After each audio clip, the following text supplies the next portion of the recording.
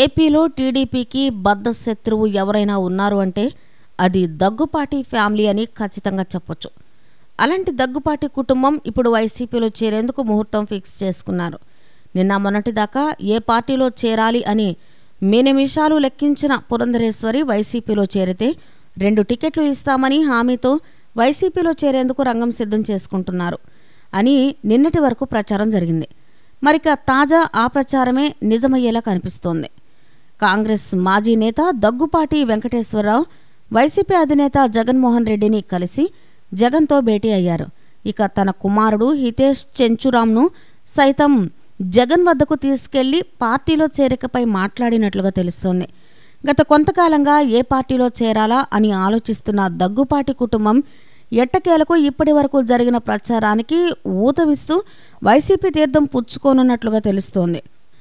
జగన్కు బద్ద శత్రువు కావడం వల్ల శత్రువుకు శత్రువు మిత్రుడు అన్న చందంగా దగ్గుపాటి జగన్ పార్టీలో చేరబోతున్నట్లుగా ప్రస్తుత భేటీని బట్టే అర్థమవుతుంది. ఈసారి ఎన్నికల్లో ఎలాగైనా దగ్గుపాటి తన రాజకీయ వారసుని ప్రత్యక్ష రాజకీయాల్లోకి దించాలి అనుకున్నారు. అయితే చాలా కాలంగా రాజకీయాలకు దూరంగా ఉంటున్న దగ్గుపాటి గతంలో కాంగ్రెస్ పార్టీలో కీలక నేతగా పనిచేశారు. ఆ తరువాత కాలంలో దగ్గుపాటి ప్రత్యక్ష రాజకీయాలకు గుడ్ బై చెప్పి సతీమణి పురంధరేశ్వరిని రంగంలోకి దింపారు. ఇక ఆమె కాంగ్రెస్ను వీడి బీజేపీలో రాజకీయాల్లో తన పాత్ర తను పోషిస్తోంది. అయితే ఈసారి ఎన్నికల్లో బీజేపీ నుండి పోటీ చేస్తే గెలిచే అవకాశం లేదని భావిస్తున్న దగ్గుపాటి కుటుంబం పక్క పార్టీల వంక దిక్కులు చూడడం ప్రారంభించింది. ఇందులో భాగంగా జనసేన పార్టీలో చేరతారని ప్రచారం జోరుగా సాగింది. ఇక తర్వాత వైసీపీలో 2 టికెట్లు ఇవ్వడానికి జగన్ సిద్ధంగా ఉన్నారని, అందుకే జగన్ పార్టీలో చేరతారని ప్రచారం జరిగింది.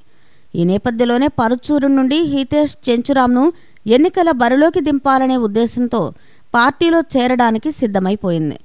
ఇక పరుచూరు నుండి టీడీపీ తరపున ఏలూరి సాంబశివరావు ఉన్న నేపథ్యంలో అక్కడ హితేష్ పోటీ చేస్తే గెలవడం అంత ఈజీ విషయం కాదు. అందుకే జగన్ హితేష్ టికెట్ విషయంలో ఆలోచనలో పడ్డారు.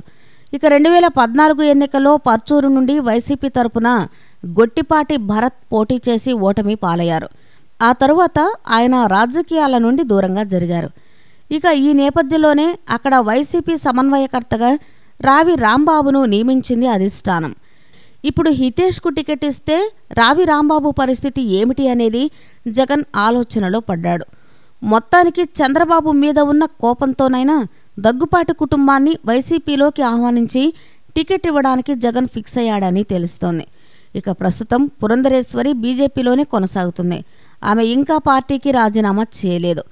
ఇక కాంగ్రెస్ పార్టీ సీనియర్ నాయకుడిగా ఉన్న దగ్గుపాటి వెంకటేశ్వరరావు రాజకీయాలకు దూరంగా ఉన్నారు, కానీ ఆయన కాంగ్రెస్ పార్టీకి రాజీనామా చేయలేదు. ఇక హితేష్ చెంచురాం వైసీపీలో చేరితే ముగ్గురు 3 పార్టీలో ఉన్నట్లుగా అర్థం చేసుకోవచ్చు. మొత్తానికి ఒకప్పుడు దగ్గుపాటి చెంచురామయ్యను వైఎస్ఆర్ కారంచేడు మారణకాండ సందర్భంలో ఇష్టారాజ్యంగా దూషించారు. ఇక అలాంటి చెంచురామయ్య మనవడిని జగన్ అక్కున చేర్చుకుని పార్టీలోకి సిద్ధమైపోయారు. నిన్నటి వరకు కాంగ్రెస్ పార్టీతో పొత్తు పెట్టుకుంటే ఎన్టీఆర్ ఆత్మ క్షోభిస్తుంది అంటూ నానా యాగి చేసిన వారు ఇప్పుడు వైఎస్ఆర్ ఆత్మ పావురాలగుట్ట నుండి ఇడుపులపాయదాకా హితేష్ చెంచురాంను వైసీపీలో చేర్చుకుంటే క్షోభిస్తుంది. అయినా జగన్ కేవలం బాబు టార్గెట్గా దగ్గుపాటి కుటుంబాన్ని పార్టీలోకి ఆహ్వానిస్తోంది. ఇక వారు సైతం చంద్రబాబుకు బద్ద శత్రువులు కాబట్టి వైసీపీలో చేరేందుకు మొగ్గు చూపడం గమనార్హం.